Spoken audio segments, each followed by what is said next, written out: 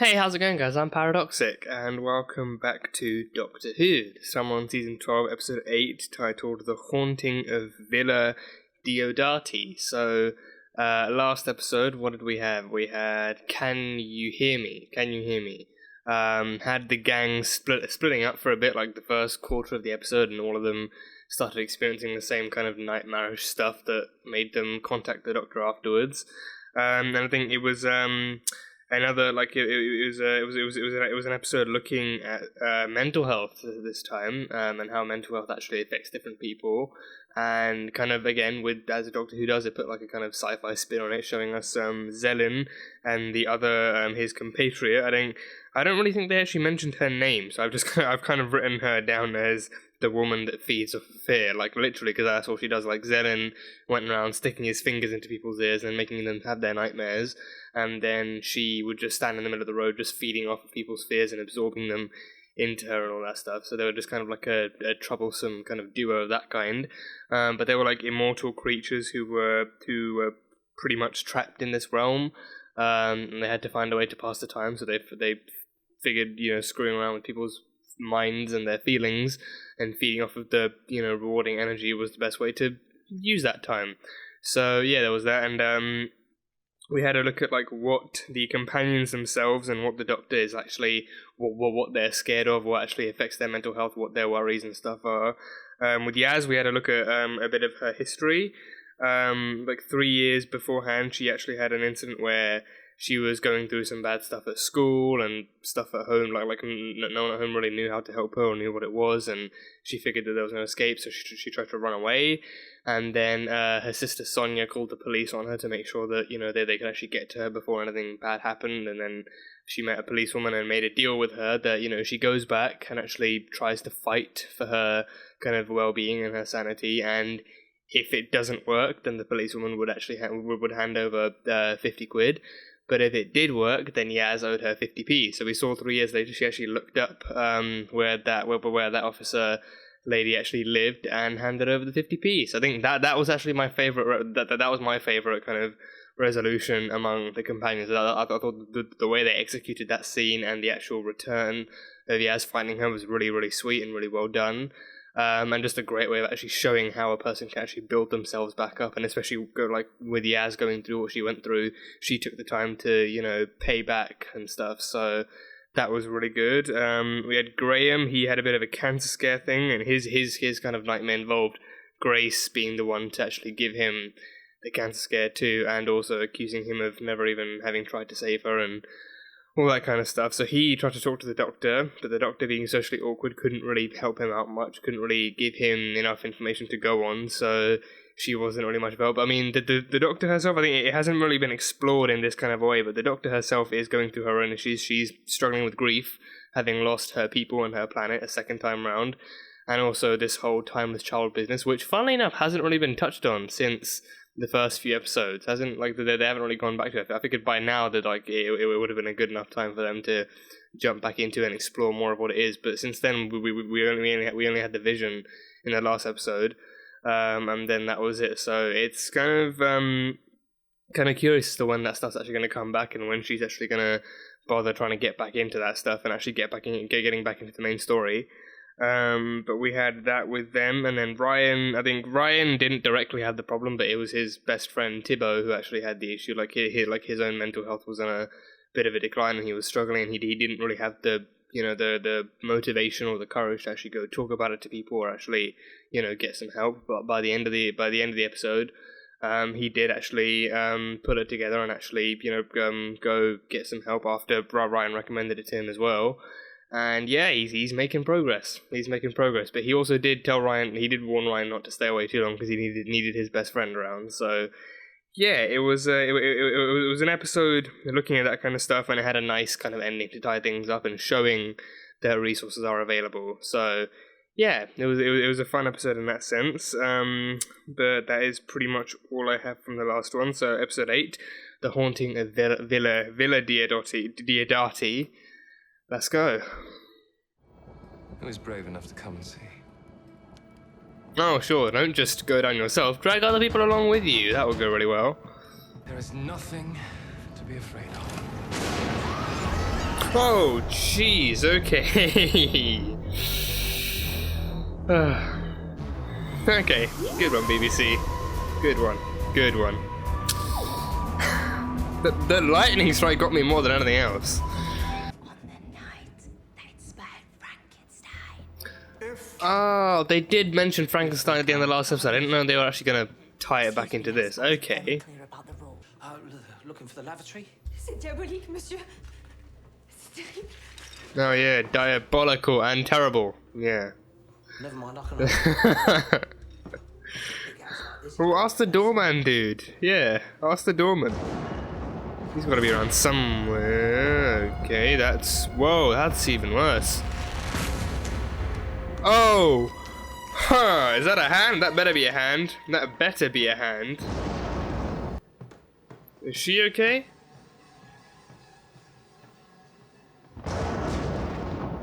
Oh, she's... Oh, what? He's in a spatial loop? No little kids. No, I don't do little kids in horror stuff. Nuh-uh. If he's written about me, I can ascertain his true sentiments. You can't just ask him? Well, if she's breaking in, then probably not. Or you could try asking him. I have. His answers only increase the enigma. This enigmatic person of yours, would you trade them for reliable and dull? My person's a bit different. Did you see that? Okay, I want to ask who the person is, but yeah, I saw that shit. I saw that. But I'm still curious as to who the person is, although I think I have a good idea. Anyway. Trick of the light. What kind of trick of the light shows you a silhouette? Hey, no. Creep factor is too high. Creep factor is too high in this episode. Too high. Walks in beauty. Nice mention of Ada, though. Big fan of hers. You know of my daughter? Will do. Gorgeous brain. Ada Lovelace? Or Ada Gordon? For a quick visit, supposedly. Huh. I'm Okay. getting this really weird vibe. Will Mr. O'Brien be yours? No. No, I mean, not no. Because there's going to be no duel, I absolutely forbid it. What's up? I shall return with my pistol. Your pistol? Why not just fencing swords? He's getting a gun. What? Oh, the bony hands, the bony fingers. Ugh. No, oh god. Oh jeez. Ah. Oh, I cramped my own neck muscle. Oof. Oh, there we go. Whoa. Great shot! He dusted it. Nice. Is from somewhere much, much stranger. North. How did it come to life then? Oh Was Christ. it haunted or something? I need to get out of this house. Oh, are they going to be in the loop as well? They're going to walk back into the room. And here they are walking back into the room. Easier said than done, apparently. Polly, can you hear me, son? Can you not just like hold him in place or something? Apparently not even walls can do that. Apparently not even walls can do it. Polidori. He emerged from the wall like a phantom. Wow. Okay, that's a...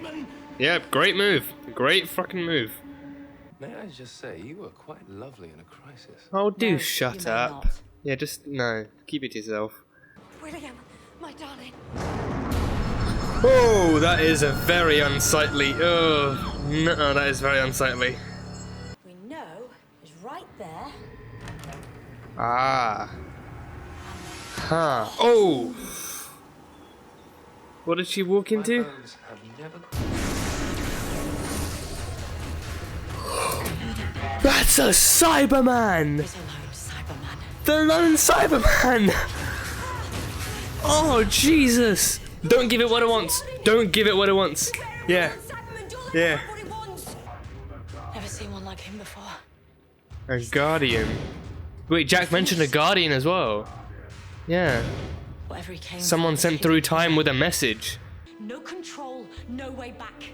I will not lose anyone else for that. Oh, Jesus. Do not follow me.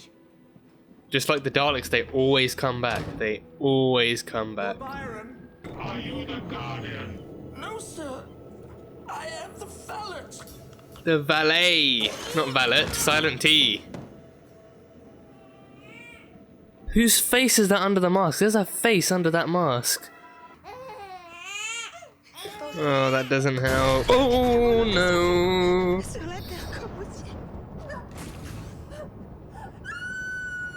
Don't kill the baby! You monster! Don't be afraid, little one. You will be like us. No. No cyber babies. Cybermen are bad enough. No cyber babies. But your vital signs betray a heightened state of anxiety. Or as I like to call it, Tuesday. Interesting look. I think Monday would be more accurate. Monday would be much more accurate. Enough to serve my purpose. Performance issues. Bit embarrassing. Oh, he's charging himself up. No, he's charging himself up. Recharging, not good. Yeah, very bad sign. Oh, you. I'm the Guardian. Oh, he's the Guardian. I am Percy Bysshe. Percy Bysshe Shelley. Is whom I seek. Oh, the baby's okay. The baby's fine. Okay, alright. William, he's fine. Her, not so much. I think he killed her. And the valet. Oh, it's inside him. Root within me. Is that the Cyberium? The Cyberium is inside him.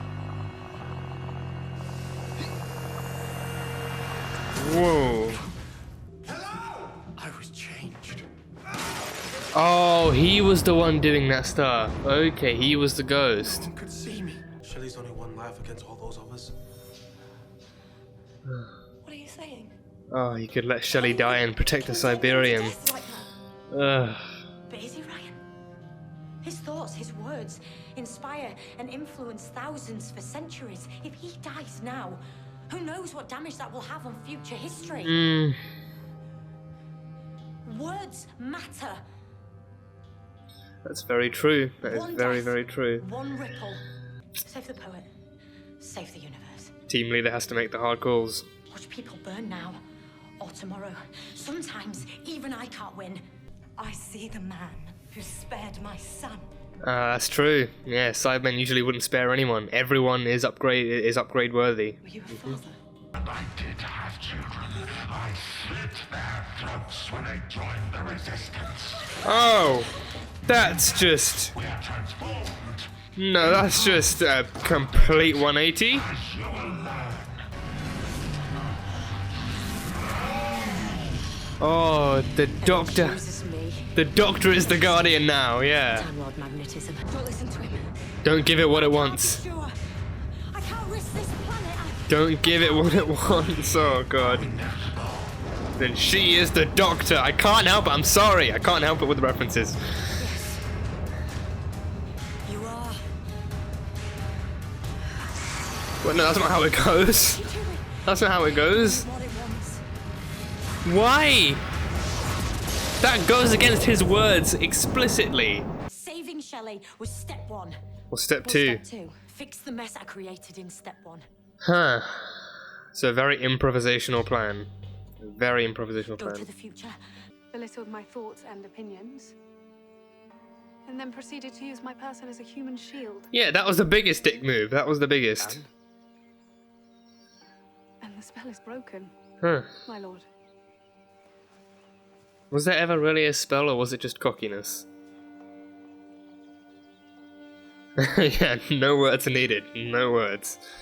You're just a grade A douchebag with greasy hair. You've returned me to life. That's it. Great. That is the end of that particular episode.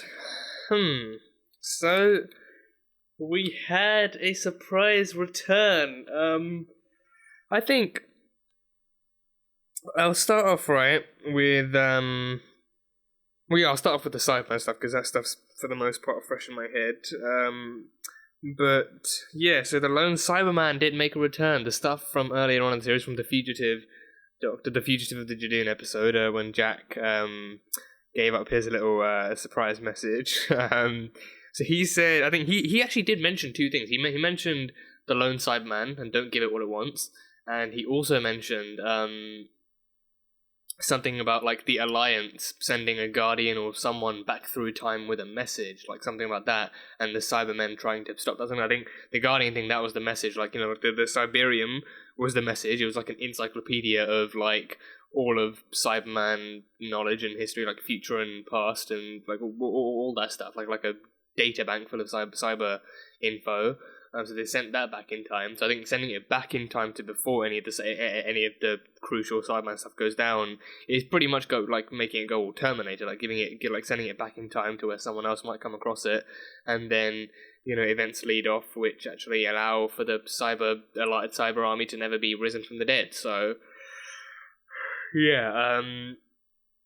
So the original Guardian was Shelley. I could remember the names of like 3 people, or like 4 people in this. Polidori, sleepwalking dude with the curly hair. Claremont, the woman who was being sidelined by the main dude, and then like we saw at the end, she clapped back at him in thunderous fashion. Then we had Mary, I believe her name was, her son William, like she was the mother of William. And also I think she may well have been like one of the co-writers, or like one of the main, like the main writer, if not one of the co-writers of the Frankenstein thing, because they were here for the Frankenstein stuff. I think the Doctor mentioned that at the end of the last episode, so they were here for that. So that was a nice little tie-in.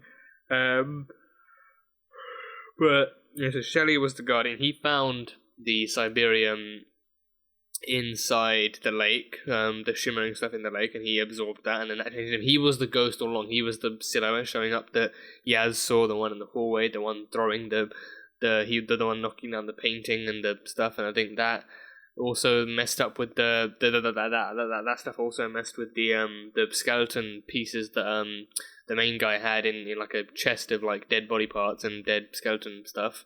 But he was the original Guardian. He was the one messing with the house to, you know, he was the Guardian of the Cyberium. He was meant to actually protect it from the Cyberman. So it started off with him just being unable to interact with the house properly, and then him controlling the house, so that then the Doctor and everyone else couldn't actually find their way around. But then the Cyberman dude couldn't actually get into the house or stay in the house for long enough. So that's why he had trouble getting into the house, but because of his protection, like that's why he was kind of like, he was somewhat limited to the lake, and that's what Polidori was actually seeing, his visions of like a warrior of Hades above the lake and all that stuff.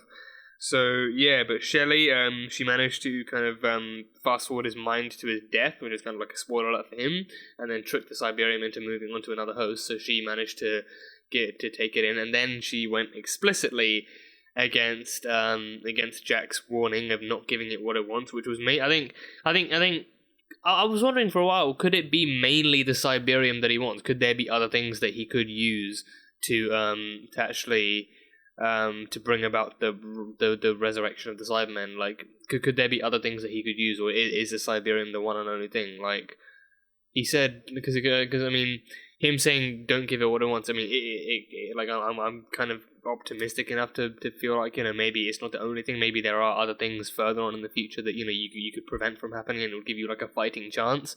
But the Cyberium is the main thing. Like, if he gets that, then, you know, your fighting chances get a lot lower. But I mean, it seems like that way. Like, you know, maybe if they do go into the future, try and stop anything else from being executed and anything else from happening, then again they might have a fighting chance. But giving up the Cyberium was their main issue. So I mean, I don't know. Like, I think what confuses me is that I don't know which plotline they're going with here. Like, if it's the Lone Cyberman stuff. So the Cyberman stuff, I mean, it feels like, you know, so the cyber army gets resurrected, and then they tear the Earth apart. They destroy the Earth. It's too big an army for humankind to handle. So I mean, humankind's never really fully been able to handle Cybermen or those likes. But it's still just an army that tears apart the Earth and destroys it and all that stuff. So that is what they have to avoid. But I mean, that's one plot line. But then we have the stuff with the Master and the Timeless Child. Like that seems like we're just not really getting any closer to it. Like we were a little closer when the Master was like, "Oh, the Time Lords lied, and our existence is a whole lie." And we have somewhat of a clearer vision of the two towers and the supposedly the Timeless Child, but nothing beyond that. So I'm just kind of, I mean, don't get me wrong. I'm super glad that they actually have a storyline this time. I'm just confused as to which one they're actually going with, or if the Timeless Child and the Cyber Army somehow interconnect at some point, or whatever. But the Lone Cyberman. So I don't know who played it. I think I felt like I recognized his face for like a little while, but then it was like half his face was so clearly obscured by the mask, and then the other half was kind of, had scars all over it and stuff, so I couldn't tell. But I thought maybe I could recognize him just for like a few minutes here and there. But the Lone Cyberman, so he was after the thing, and his name was Ashad, and he had a family that he slaughtered, and children he slaughtered after they joined the Resistance, and he had no love in his heart, or at least he refused to hold on to any of that love because he, believed he was a true Cyberman and all that stuff. So. Yeah, but the Lone Cyberman, that was a reveal I did not see coming. Because, I mean, what? Oh, God, okay, what kind of, I got somewhat of like a throwback vibe, or somewhat of a nostalgia vibe, because, it's like this thing is where the Doctor shows up at this big mansion place in a period, like a periodic time, like the 1816 pretty much, so early 1800s, and it's like a kind of Victorian, well, not Victorian, I don't think, but like just some kind of old timey mansion literally in the past, and there's a ghost seemingly haunting the place. So I just got like that Matt Smith episode from way back when, from Clara's season, I think Hyde, that's it, Hyde, the one where it was it was like another human woman that was trapped in time, and it was her distorted kind of image that was actually traveling through the house and doing all the haunting, but she was just a woman in the future trapped in time and there to rescue her. And then there was the other stuff like the creatures from another dimension trying to get reunited with us. So the creep factor in this episode actually gave me those kinds of vibes, like the ghosts and the silhouettes and the painting and the hand crawling along, that kind of stuff, actually haunting up the house, gave me those kinds of vibes. So that was a fun little throwback. And then of course putting the sci-fi spin on it, showing that it's not actually like a ghost. It's not that. It's just other actual sci-fi stuff actually screwing around with time and screwing around with space. So yeah, but that was cool. When I think it was, who was it? I think Claremont. I think when Miss Claremont was actually trying to break into Thingy's room to find the letters he had supposedly written about her. And Yaz said that she has someone like that of her own, because Miss Claremont said that she couldn't ask him straight because every time she asked, his answers would be just enigmatic and really cryptic and never straightforward. So Yaz said that she had someone like that of her own. So I'm not gonna lie, when she said that, my mind immediately went, the Doctor. Sounds like the Doctor. The Doctor has been known to be very enigmatic whenever she's asked stuff about her own history, and this season that has been what it's about. Ever since she's found out about Gallifrey and the Time Child stuff, she always talks, but she never actually tells them. It took her a while to actually open up about, Time Lord, Gallifrey, Cerberus, so she would be she's easily the most enigmatic person on the team, and she's known to the companions for being enigmatic in that way. And then she even said that, and then I think she asked her a bunch of other questions, and Yaz never really specified whether it was the Doctor or anyone else, but I think knowing the gang, it would most likely be the Doctor, since her and Yaz have one of the closest kind of bonds out of the four of them, so it would make sense for it to be the Doctor. So that's her person. But I do wonder if they're actually gonna go anywhere with that. I mean, I don't know. I know it's very well shipped. It's very, very well shipped. So if they are going down that route, then I'm curious as to how it goes. I mean, again, this writing alone, that writing is just, crypticness among the writers, like not actually definitely not directly. I think maybe just not directly referencing it, but maybe the writer's way of saying, we see you shipping Yasmin and the Doctor. We see all that happening. So just here's a little kind of tease here and there, just to get you all riled up and see what happens. But yeah, I'm curious if they go down that route, because I shipped them. Not gonna deny it. I shipped them. I think they. I think in season 11, I feel like they actually did like have quite a profound bond, and they did show each other enough kind of compassion to kind of hint and tease us something like that. So if they did go down this route, I'm curious to see how it gets pulled off. But yeah, again, that writing in itself, like her never like not even specifying if it's a he or a she, and Claremont even asked like your person, so she was kind of being like boundaryless with that as well. So yeah, it's just a bit of a tease here and there. So we'll see exactly how that folds off. But yeah, what else? So step one was to save Shelley and give up the Cyberium, and step two is now to undo the mistakes of step one. Probably not killing Shelley. She wasn't going to kill Shelley, but she did say that she now has to go forward in time and find out exactly how to reverse the mistake of giving up the Cyberium to the Lone Cyberman, and actually prevent the re-uprisal of the Cyber Army. And see, I think what might happen is that we'll go into the future and see that the war is close to starting. Whatever destruction takes place, it's close to starting. They're close to it, and now they have to fight for the fighting chance to actually stop the resurrection and see where that takes them. But yeah, we'll see exactly how that stuff goes. And what she said about that, I mean, what she said about sacrificing Shelley, like his words inspire thousands of other people to rise up and say their own words, and it inspires, it moves time along in a way that's really influential and gigantic, and like preventing him from being able to write those words and express those words could just be like a ripple effect across time, and it could change the future as you know it, and you might not even have a future like Ryan and Yaz and Graham, they probably not even exist. So I mean, I know that is how time, especially in this show, that is how time is interpreted. Like one change like that could ripple across and stop existences. But I mean, is he not? I mean, they went there to find the writers of Frankenstein, right? So I'm assuming it's like a team effort, or there are a few like main people here and there. Maybe Shelley's one of them. But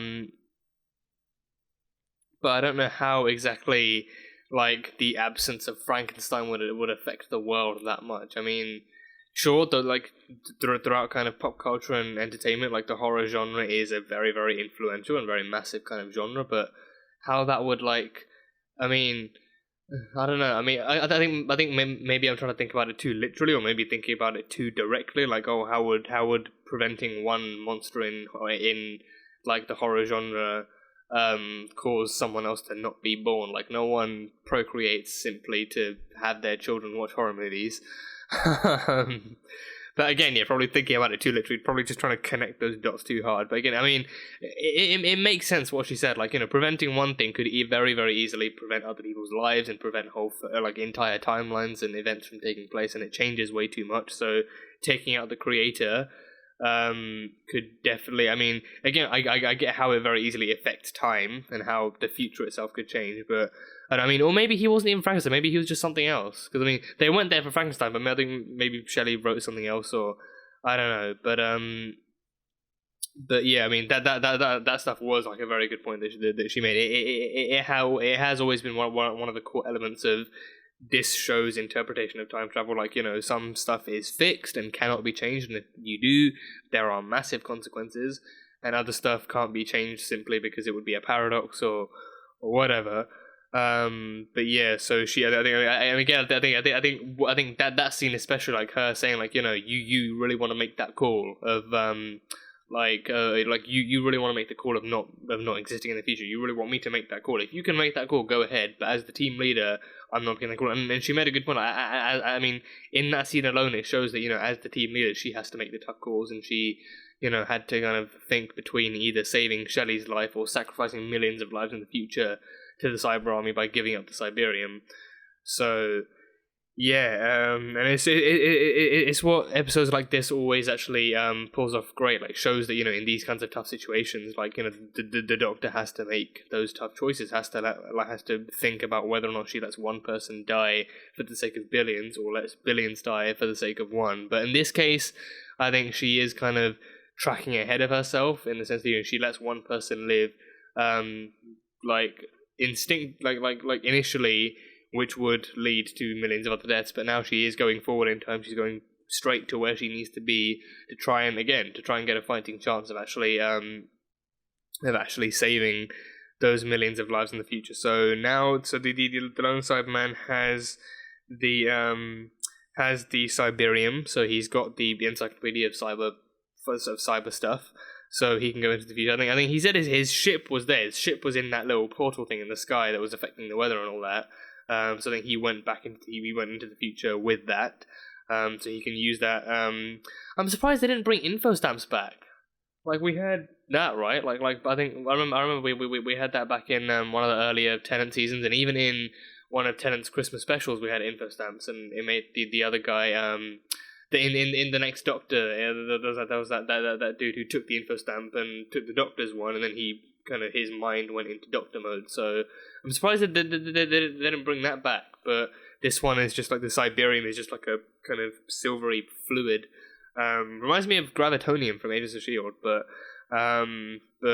this one's just like a small fluid that, and then it fused with the Doctor well. She even said, like, with her body and mind and everything being advanced and able, like her mind alone being capable of holding such advanced information, the Cyberium not only bonded well with her but also identified her as the true guardian of the Cyberium. So so she actually could hold it, but then